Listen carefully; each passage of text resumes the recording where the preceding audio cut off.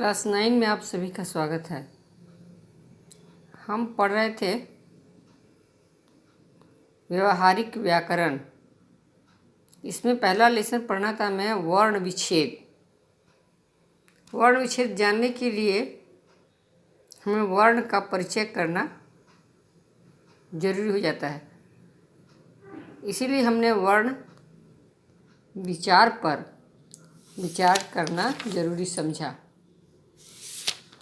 आज हम पढ़ेंगे व्यंजन वर्ण। जिन वर्णों के उच्चारण में वायु रुकावट या घर्षण के साथ मुंह से बाहर आती है उन्हें व्यंजन कहते हैं।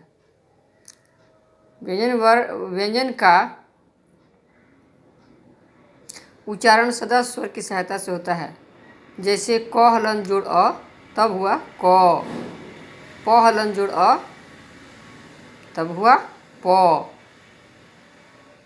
पहले भी हम जानते हैं कि व्यंजन वर्ण का उच्चारण स्वर वर्ण की सहायता से होता है। उसकी सहायता के बिना हम उच्चारण नहीं कर सकते हैं। हिंदी में कुल 37 व्यंजन हैं। इनमें 2 आगत व्यंजन ज और फ भी शामिल है। आगत यानी आने वाले बाहर से, ये अरबी फारसी के ज और फ हैं। इन्हें निम्नलिखित श्रेणियों में विभाजित किया गया है। देखिए, स्पर्श 27 व्यंजन है, 25 है, क वर्ग से प वर्ग तक 5-5 करके 5-5 या 25, और ड और ढ में 2 बिंदु लगाने से 27 हो गए हैं। उसमें है 4, अंतस्थ है 4 और आगत हैं 2। अक्षत्र ज्ञ और स्र मूलतः व्यंजन नहीं है, ये संयुक्त व्यंजन है। ये व्यंजनों को ही जोड़कर बनाए गए हैं। इनमें 2-2 व्यंजन मिले हुए हैं। स्पर्श व्यंजन, इसका उच्चारण जीभ अथवा कंठ, तालु, मूर्धा, दांत, ओठ स्थानों के स्पर्श से होता है। यानी मुंह के जगह जगह अलग अलग भाग को स्पर्श करते हुए ऐसे वर्ण निकलते हैं। ये जो 5 वर्ण हैं देख रहे हैं आप, क वर्ग से प वर्ग तक, इनका अलग अलग उच्चारण स्थान है। उसी के हिसाब से इनका नाम भी है। जो कंठ से है उनका नाम है कंठ, जो तालु से बोले जाते हैं उनका नाम तालव्य, जो मूर्धा से बोले जाते हैं मूर्धन्य, दांत से बोले जाते हैं उनका दंत, और ओठ से बोले जाते हैं उनका ओष्ठ।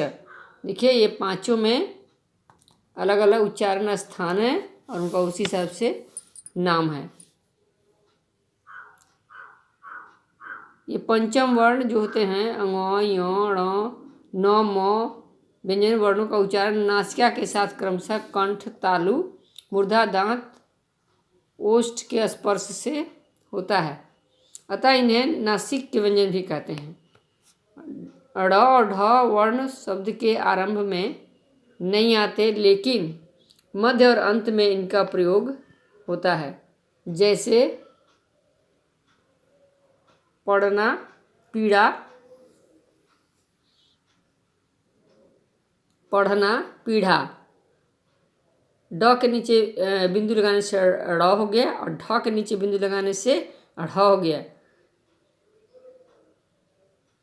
देखिए, जैसे डाकू लिखना है, ड का अगर प्रयोग करना है तो सिंपल डाकू लिखेंगे। उसी में अगर बिंदु लगाएंगे, ये सड़क नहीं पढ़ के सड़क पढ़ेंगे। उसी तरह ढ का प्रयोग करें तो ढक्कन लिखेंगे, और जब बूढ़ा बोलेंगे तो उसमें बिंदु लगा देंगे तो बूढ़ा हो जाएगा, तो बूढ़ा हो जाएगा। ये सब अंतर होता है। अंतस्थ व्यंजन देखिए, ये हैं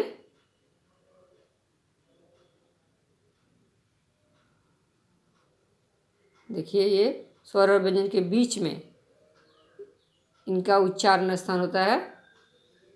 जीभ, तालु, दांत और होठों के निकट आने से होता है, किंतु श्वास में रुकावट कम होती है। जैसे य, र, ल, व। इन वर्णों में य और व अर्ध स्वर माने जाते हैं। उसमें देखिए, उसमें इनका उच्चारण रगड़ या घर्षण से उत्पन्न वायु से होता है। जैसे तलव, मूर्धांश, दंश, ह। तलव के उच्चारण में जीभ तालु को और दंश के उच्चारण में दांतों की जड़ को छूती है। मूर्धन्य को मूर्धन्य वर्ण कहा जाता है।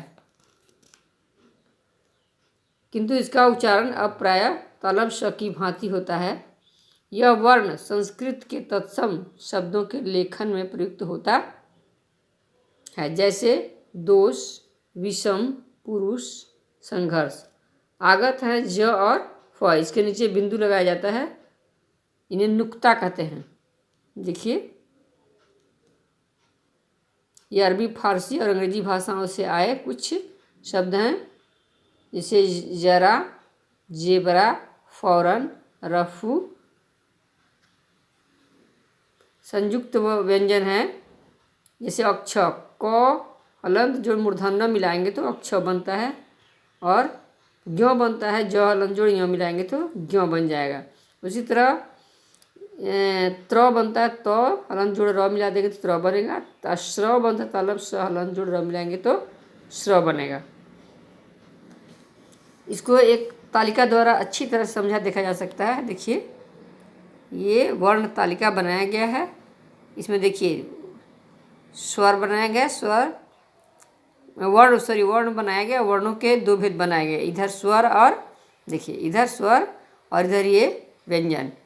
स्वर के भी दो भेद बताए गए हैं, हर्ष और दीर्घ। हर्ष में अ, हर्षई, हर्षऊ, री, और दीर्घ में आ, दीर्घई, दीर्घऊ, ए, ओ, अ। उसके नंबर भी लिखे हुए देखिए, इसमें 4 है, इसमें 7 है, मिलाकर 11 हुए। उसी तरह से व्यंजन में भी 4 भेद, स्पर्श, देखिए कवर्स के पर हो गए तो ताड़ो और मिला करके 27 हो गए। जैसे मैंने अभी बताया, अंतस्थ ये भी 4 हैं, उसमें ये भी 4 हैं, और आगत 2 हैं, और संयुक्त भी 4 हैं।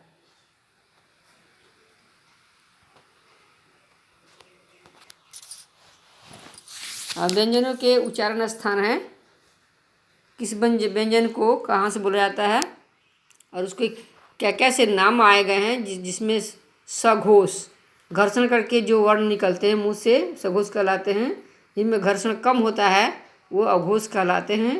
उसी तरह से श्वास की मात्रा जिसमें कम होती है उसे अल्प प्राण कहते हैं, और जिसमें ज़्यादा लगती है, हवा मुंह से ज़्यादा निकलती है, उसे महाप्राण कहते हैं। देखिए, संघर्षी व्यंजन कौन कौन से हैं, स्पर्श व्यंजन में कौन कौन से संघर्षी आ रहे हैं।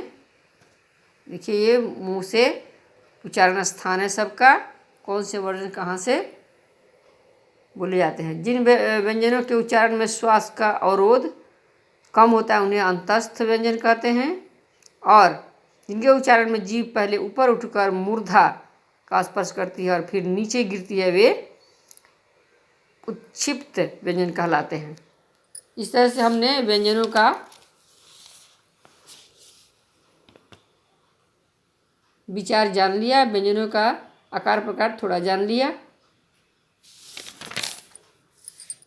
कुछ व्यंजन गुच्छ भी होते हैं।